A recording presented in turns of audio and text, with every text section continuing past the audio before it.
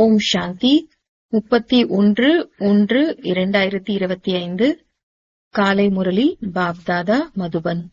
இனிமையான குழந்தைகளே, புண்ணிய ஆத்மா ஆக வேண்டுமானால் தனது கணக்கை, அதாவது சார்ட்டை பாருங்கள். எந்த ஒரு பாவமும் செய்யவில்லையே, உண்மையின் கணக்கு சேமிப்பாகி உள்ளதா? கேள்வி: அனைத்திலும் பெரிய பாவம் எது? பதில்: யார் மீதும் தீய பார்வை வைப்பது என்பது அனைத்திலும் பெரிய பாவமாகும். நீங்கள் புண்ணிய ஆத்மா ஆகக்கூடிய குழந்தைகள், யார் மீதும் தீய விகாரி திருஷ்டி வைக்க முடியாது. சோதித்து பார்க்க வேண்டும். நாம் எதுவரை யோகத்தில் இருக்கின்றோம்? எந்த ஒரு பாவ காரியமும் செய்யவில்லையே. உயர்ந்த பதவி பெற வேண்டுமானால் எச்சரிக்கையாக இருங்கள். ஒரு சிறிதும் தீய பார்வை என்பது இருக்கக்கூடாது. பாபா தரும் ஸ்ரீமத் படி முழுமையாக நடந்து சென்று கொண்டே இருங்கள். பாடல்: முகத்தை பார் மனிதா. ஓம் சாந்தி. எல்லையற்ற தந்தை தன்னுடைய எல்லையற்ற குழந்தைகளுக்கு சொல்கின்றார்: குழந்தைகளே, தனது கடந்த காலத்தை கொஞ்சம் யோசித்து பாருங்கள். இதுவோ மனிதர்களுக்கு தெரிகின்றது. அதாவது நாம் வாழ்க்கை முழுவதிலும் எவ்வளவு பாவம், எவ்வளவு புண்ணியம் செய்துள்ளோம் என்று தினந்தோறும் தங்களின் கணக்கை பாருங்கள். எவ்வளவு பாவங்கள், எவ்வளவு புண்ணியங்கள் செய்திருக்கின்றோம்? யார் மீதும் கோபப்படாமல் இருந்தோமா? ஒவ்வொரு மனிதனும் புரிந்து கொள்ள முடியும், நாம் வாழ்க்கையில் என்னென்ன செய்துள்ளோம், எவ்வளவு பாவம் செய்துள்ளோம், எவ்வளவு தானம், புண்ணியம் முதலியவை செய்துள்ளோம் என்று. மனிதர்கள் யாத்திரை செல்கிறார்கள் என்றால் தானம், புண்ணியம் செய்கிறார்கள். முயற்சி செய்து பாவம் செய்யாமல் உள்ளனர். ஆக பாபா குழந்தைகளிடம் கேட்கின்றார்: எவ்வளவு பாவம், எவ்வளவு புண்ணியம் செய்துள்ளீர்கள்? இப்போது குழந்தைகள், நீங்கள் புண்ணிய ஆத்மாக்களாக ஆக வேண்டும். எந்த ஒரு பாவ கர்மமும் செய்யக்கூடாது. பாவங்களும் அநேக விதமாக உள்ளன. யார் மீதாவது தீய பார்வை செலுத்துகிறோம் என்றால் இதுவும் கூட பாவமாகும். தீய பார்வை என்பது விகாரத்தினுடையதாகும். அது அனைத்திலும் கெட்டதாகும். ஒருபோதும் விகார திருஷ்டி செலுத்தக்கூடாது. அதிகமாக ஆண் பெண்ணுக்கிடையில் விகாரத்தின் திருஷ்டிதான் உள்ளது. குமார் குமாரிகளுக்கு கூட எங்காவது விகாரத்தின் திருஷ்டி எழுகிறது. இப்போது பாபா சொல்கின்றார்: இந்த விகாரத்தின் திருஷ்டி இருக்கக்கூடாது. இல்லையென்றால் உங்களை குரங்கு என்று சொல்ல வேண்டும். நாரதனின் உதாரணம் உள்ளது இல்லையா? லக்ஷ்மியை மணக்க விரும்பியதாக நாராயணன் சொன்னார். நீங்களும் சொல்கிறீர்கள் இல்லையா, நாங்களோ லக்ஷ்மியை மணப்போம் என்று. நாரியிலிருந்து லக்ஷ்மியாக, நரனிலிருந்து நாராயணாக ஆவோம் என்று. பாபா சொல்கின்றார்: தனது மனதை கேளுங்கள். எதுவரை நாம் புண்ணிய ஆத்மாவாக ஆகியிருக்கின்றோம்? எந்த ஒரு பாவமும் செய்யாதிருக்கின்றோமா? எதுவரை யோகத்தில் இருக்கின்றோம்? குழந்தைகள், நீங்களோ தந்தையை அறிந்து கொண்டிருக்கிறீர்கள். அதனால்தான் இங்கே அமர்ந்திருக்கிறீர்கள் இல்லையா? உலக மனிதர்கள் இவர் வாக்தாதா என அறிந்து கொள்ளவில்லை. பிராமண குழந்தைகளாகிய நீங்களோ அறிவீர்கள். பரம்பிதா பரமாத்மா பிரம்மாவுக்குள் பிரவேசமாகி நமக்கு அழியாத ஞான ரத்தினத்தின் கஜானாவை தருகின்றார். மனிதர்களிடம் இருப்பது அழியக்கூடிய செல்வம். அதைத்தான் தானம் செய்கின்றனர். அதுவோ கல்லாகும். இவை ஞான ரத்தினங்கள். ஞான கடலான தந்தையிடம்தான் ஞான ரத்தினங்கள் உள்ளன. இந்த ஒவ்வொரு ரத்தினமும் ₹1,00,000 பெருமானதாகும். ரத்தின வியாபாரி பாபாவிடமிருந்து ஞான ரத்தினங்களை தாரணை செய்து பிறகு இந்த ரத்தினங்களை மற்றவர்களுக்கு தானம் செய்ய வேண்டும். இதை ஒருவர் எவ்வளவு பெறுகின்றாரோ மற்றும் பிறருக்கும் கொடுக்கின்றாரோ அவ்வளவு உயர்ந்த பதவி பெறுவார். ஆக பாபா புரிய வைக்கின்றார்: உங்களுக்குள் நாம் எவ்வளவு பாவம் செய்திருக்கின்றோம் என்று பாருங்கள். இப்போது எந்த ஒரு பாவமும் செய்யாதிருக்கின்றோமா? கொஞ்சம் கூட தீய பார்வை இருக்கக்கூடாது. பாபா கொடுக்கும் ஸ்ரீமத் படி முழுமையாக நடந்து கொண்டே இருக்க வேண்டும். இந்த கவனம் வேண்டும். மாயாவின் புயல் வரலாம். ஆனால் கர்மேந்திரியங்கள் மூலம் எந்த ஒரு பாவ கர்மமும் செய்யக்கூடாது.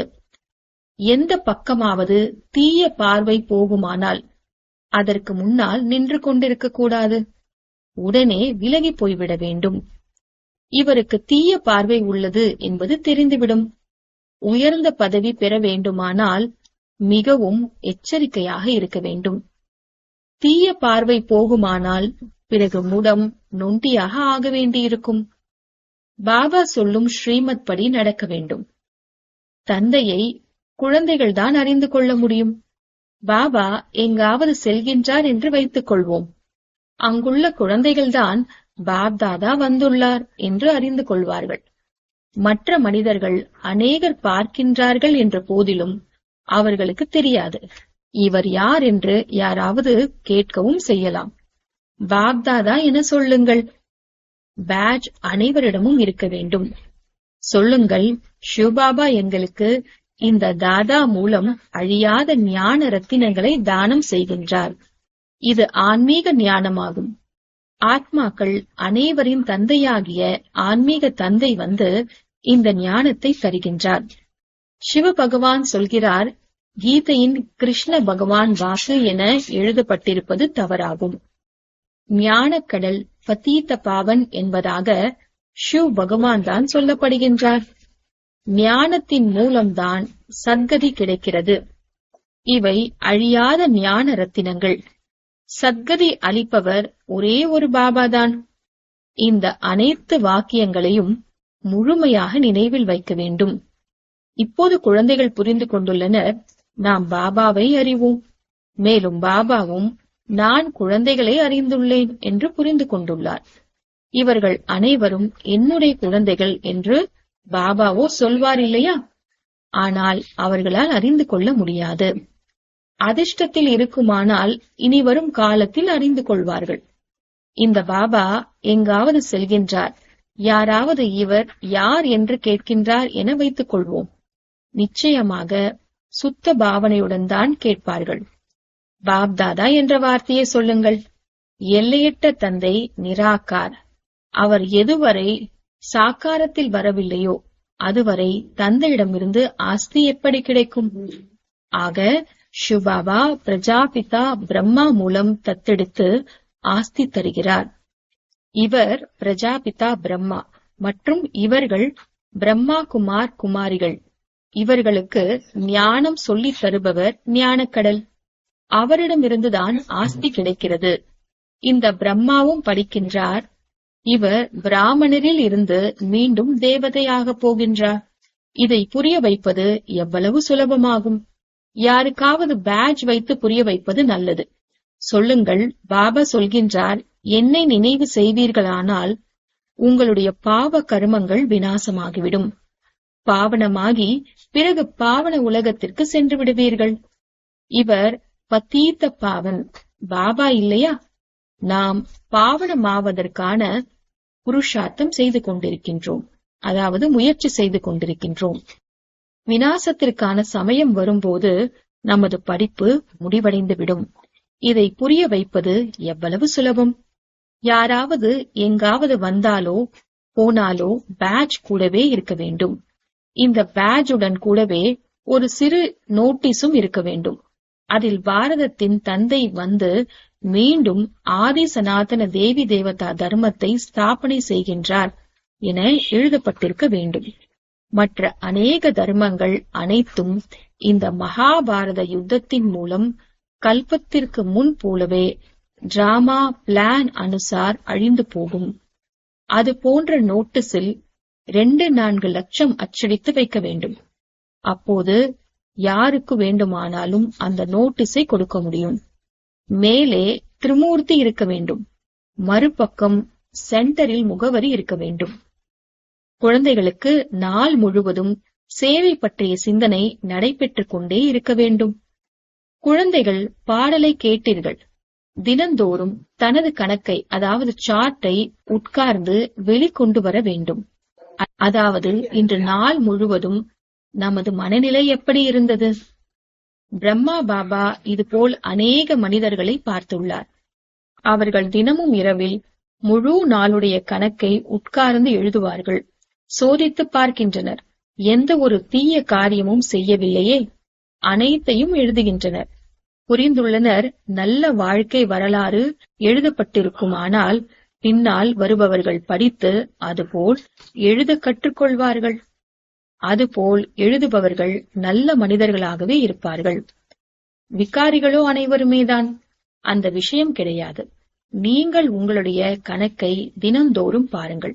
பிறகு பாபாவிடம் அனுப்பி வைக்க வேண்டும். அப்போது நல்ல முன்னேற்றம் இருக்கும். மேலும் பயமும் இருக்கும். அனைத்தையும் தெளிவாக எழுத வேண்டும். இன்று நமக்கு தீய திருஷ்டி சென்றதா? இவ்வாறு நடந்தது.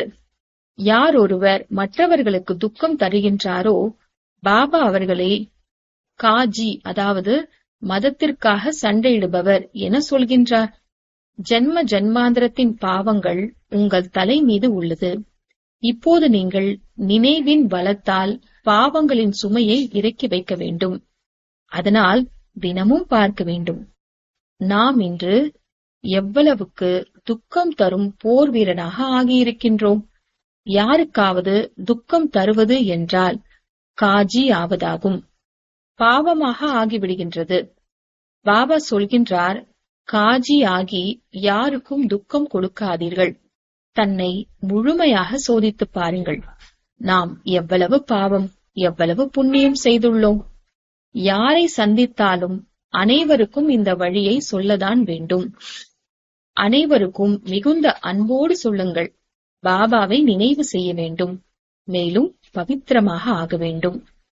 இல்லற விவகாரங்களில் இருந்து கொண்டே தாமரை மலருக்கு சமமாக பவித்திரமாக ஆக வேண்டும்.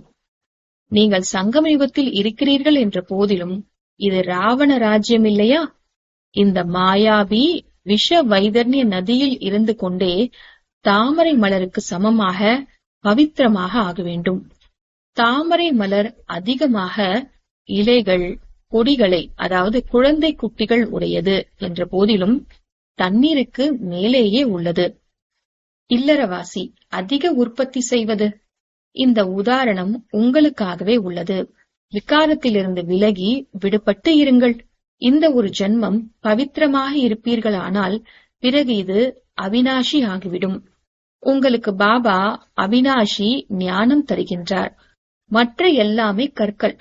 அந்த மனிதர்களோ பக்தியில் விஷயங்களையே சொல்கிறார்கள். ஞானக்கடல் பதீத்த பாவனோ ஒருவர் மட்டுமே. ஆகவே அப்படிப்பட்ட தந்தையிடம் குழந்தைகளுக்கு எவ்வளவு அன்பு இருக்க வேண்டும். தந்தைக்கு குழந்தைகளிடம், குழந்தைகளுக்கு தந்தையிடம் அன்பு உள்ளது. மற்றபடி வேறு யாரிடமும் தொடர்பு கிடையாது. யார் தந்தையின் வழிமுறைப்படி முழுமையாக நடக்கவில்லையோ அவர்கள்தான் மாற்றாந்தாய் குழந்தைகள் ஆவர். ராவணனின் வழிப்படி நடக்கிறார்கள் என்றால் அது ராமரின் வழி அல்ல. அரை கல்பம் ராவண சம்பிரதாயம். ஆதலால் இது பிரேஷ்டாச்சாரி, அதாவது விகாரி உலகம் என சொல்லப்படுகின்றது. இப்போது நீங்கள் மற்ற அனைத்தையும் விட்டுவிட்டு ஒரு தந்தையின் வழிமுறைப்படி நடக்க வேண்டும். பிகேவின் அறிவுரை கிடைக்கிறது என்றாலும் கூட சோதிக்க வேண்டியுள்ளது. இந்த வழி சரியா தவறா? குழந்தைகளாகிய உங்களுக்கு சரியானது மற்றும் தவறானது பற்றிய புரிதலும் இப்போது கிடைத்துள்ளது. எப்போது சரியானவர் வருகிறாரோ அப்போதுதான் சரியானது மற்றும் தவறானது பற்றி சொல்வார். பாபா சொல்கின்றார், நீங்கள் அரை கல்பமாக இந்த பக்தி மார்க்கத்தின் சாஸ்திரங்களை கேட்டு வந்தீர்கள். இப்போது நான் உங்களுக்கு என்ன சொல்கின்றேனோ இது சரியா அல்லது அது சரியானதா? அவர்கள் சொல்கின்றனர் ஈஸ்வரன் சர்வவியாபி என்று. நான் சொல்கின்றேன் நானோ உங்களுடைய தந்தை என்று. இப்போது யார் சொல்வது சரி என்பதை தீர்மானியுங்கள். இதுவும் குழந்தைகளுக்கு தான் புரிய வைக்கப்பட்டிருக்கிறது இல்லையா? எப்போது பிராமணனாக ஆகின்றீர்களோ அப்போது புரிந்து கொள்வீர்கள். ராவண சம்பிரதாயத்தினரோ அநேகர் உள்ளனர். நீங்களோ குறைவானவர்கள் இருக்கிறீர்கள். அதிலும் நம்பர் 1. யாருக்காவது தீய பார்வை இருக்குமானால் அவர்கள் ராவண சம்பிரதாயத்தினர் என சொல்லப்படுவார்கள். எப்போது முழு சிருஷ்டியும் மாறி தெய்வீகமாக ஆகின்றதோ அப்போது ராம சம்பிரதாயத்தினர் என புரிந்து கொள்ளப்படுவார்கள். தனது மனநிலை மூலம் ஒவ்வொருவரும் புரிந்து கொள்ள முடியும் இல்லையா? முதலிலோ ஞானம் இல்லாதிருந்தது. இப்போது பாபா வழி சொல்கின்றார். ஆக பார்க்க வேண்டும், அவினாஷி ஞான ரத்தினங்களின் தானம் செய்து கொண்டே இருக்கிறேனா? பக்தர்கள் அழியக்கூடிய செல்வத்தை தானம் செய்கின்றனர். இப்போது நீங்கள் அழியாத ஞான ரத்தினங்களை தானம் செய்ய வேண்டும். அழியக்கூடியதை அல்ல. அழியக்கூடிய செல்வம் இருந்தால் சேவையில் ஈடுபடுத்திக் கொண்டே செல்லுங்கள். பத்தீத்தர்களுக்கு தானம் செய்வதால் பத்தீத்தமாகவே ஆகிவிடுவீர்கள். இப்போது நீங்கள் உங்களுடைய செல்வத்தை தானம் செய்தால் இதற்கு பிரதிபலனாக 21 பிறவிக்கு புது உலகத்தில் கிடைக்கிறது. இந்த அனைத்து விஷயங்களையும் புரிந்து கொள்ள வேண்டியவையாகும். பாபா சேவைக்கான யுக்திகளும் சொல்லிக்கொண்டே இருக்கின்றார். அனைவர் மீதும் இரக்கம் காட்டுங்கள். பரம்பிதா பரமாத்மா பிரம்மா மூலம் ஸ்தாபனை செய்கின்றார் என்று பாடவும் பட்டுள்ளது. ஆனால் அர்த்தத்தை அவர்கள் புரிந்து கொள்ளவில்லை. பரமாத்மாவை சர்வவியாபி என சொல்லிவிட்டனர். ஆக குழந்தைகளுக்கு சேவை செய்வதில் மிக ஆர்வம் இருக்க வேண்டும். மற்றவர்களுக்கு நன்மை செய்வீர்களானால் தனக்கும் அதில் நன்மை ஏற்படும். நாளுக்கு நாள் பாபா மிகவும் எளிமையாக ஆக்கிக் கொண்டே செல்கின்றார். இந்த திரிமூர்த்தியின் சித்திரமோ மிக நல்ல ஒரு பொருள். இதில் சிவபாபாவும் இருக்கின்றார். பிறகு பிரஜாபிதா பிரம்மாவும் இருக்கின்றார். பிரஜாபிதா பிரம்மா குமாரிகள் மூலம் மீண்டும் பாரதத்தில் 100% பவித்ரதா, சுகம், சாந்தியின் தெய்வீக சுயராஜ்யத்தை ஸ்தாபனை செய்து கொண்டிருக்கின்றார். மற்ற அநேக தர்மங்கள் இந்த மகாபாரத யுத்தத்தினால் கல்பத்திற்கு முன் போலவே விநாசமாகிவிடும். இப்படி நோட்டீஸ் அச்சடித்து அனைவருக்கும் கொடுக்க வேண்டும். பாபா எவ்வளவு சகஜமான வழி சொல்கின்றார். கண்காட்சிகளிலும் நோட்டீஸ் கொடுங்கள். நோட்டீஸ் மூலம் புரிய வைப்பது சுலபம். பழைய உலகத்தின் விநாசமோ நடந்தே ஆக வேண்டும். புது உலகத்தின் ஸ்தாபனை நடைபெற்றுக் கொண்டிருக்கிறது. ஓர் ஆதி சனாதன தேவி தேவதா தர்மத்தின் ஸ்தாபனை நடைபெற்றுக் கொண்டிருக்கிறது. மற்ற இவை அனைத்தும் கல்பத்திற்கு முன் போலவே விநாசமாகிவிடும். எங்கே வேண்டுமானாலும் செல்லுங்கள். பாக்கெட்டில் நோட்டீஸ் மற்றும் பேட்ஜ்கள் சதா இருக்க வேண்டும். வினாடியில் ஜீவன் முக்தி என்பது பாடப்பட்டுள்ளது. சொல்லுங்கள், இவர் தந்தை, இவர் தாத்தா. அந்த தந்தையை நினைவு செய்வதன் மூலம் இந்த சத்யுக தேவதா பதவி பெறுவீர்கள். பழைய உலகத்தின் விநாசம், புது உலக ஸ்தாபனை. விஷ்ணுபுரி புது உலகத்தில் மீண்டும் இவர்களின் ராஜ்யம் இருக்கும். எவ்வளவு சுலபம்! தீர்த்த ஸ்தலங்கள் முதலானவற்றிற்கு மனிதர்கள் செல்கிறார்கள். எவ்வளவு துக்கங்களை அடைகின்றனர். ஆரிய சமாஜத்தினர் போன்றவர்களும் ரயிலில் நிறைய செல்கின்றனர். இது தர்மத்திற்கான அடி என சொல்லப்படுகின்றது. உண்மையில் அதர்மத்தின் அடி என்றுதான் சொல்ல வேண்டும். தர்மத்திலோ அடி வாங்குவதற்கான தேவையே கிடையாது. நீங்களோ படிப்பை படித்துக் கொண்டிருக்கிறீர்கள். பக்தி மார்க்கத்தில் என்னென்ன செய்து கொண்டிருந்தனர். குழந்தைகள் பாடலையும் கேட்டீர்கள். முகத்தை பார்த்துக்கொள். இந்த முகத்தை உங்களை தவிர வேறு யாரும் பார்க்க முடியாது. பகவானையும் நீங்கள் காட்ட முடியும். இவை ஞானத்தின் விஷயங்கள். நீங்கள் மனிதனில் இருந்து தேவதையாக, பாவாத்மாவிலிருந்து புண்ணிய ஆத்மாவாக ஆகின்றீர்கள். உலகம் இந்த விஷயங்களை முற்றிலும் எதையுமே அறிந்திருக்கவில்லை. இந்த லக்ஷ்மி நாராயணன் ஸ்வர்க்கத்தின் எஜமானனாக எப்படி ஆனார்? இது யாருக்கும் தெரியாது. குழந்தைகள் நீங்களோ அனைத்தையும் அறிவீர்கள். யாருக்காவது புத்தியில் பதியுமானால் துன்பங்கள் விலகிவிடும். நல்லது. இனிமையிலும் இனிமையான தேடி கண்டெடுக்கப்பட்ட செல்ல குழந்தைகளுக்கு தாயும் தந்தையுமாகிய பாப் தாதாவின் அன்பு நினைவு மற்றும் காலை வணக்கம். ஆன்மீக குழந்தைகளுக்கு ஆன்மீக தந்தையின் நமஸ்தே. ஆன்மீக தந்தைக்கு ஆன்மீக குழந்தைகளின் நமஸ்தே. தாரணைக்கான முக்கிய சாரம். முதலாவது, அழியக்கூடிய செல்வம் இருந்தால் அதை பயனுள்ளதாக ஆக்குவதற்கு அலௌகிக்க சேவையில் ஈடுபடுத்த வேண்டும். அவினாஷி செல்வத்தின் தானமும் அவசியம் செய்ய வேண்டும். இரண்டாவது, தன்னுடைய கணக்கில் அதாவது சார்ட்டை பார்க்க வேண்டும். நமது மனநிலை எப்படி இருந்தது?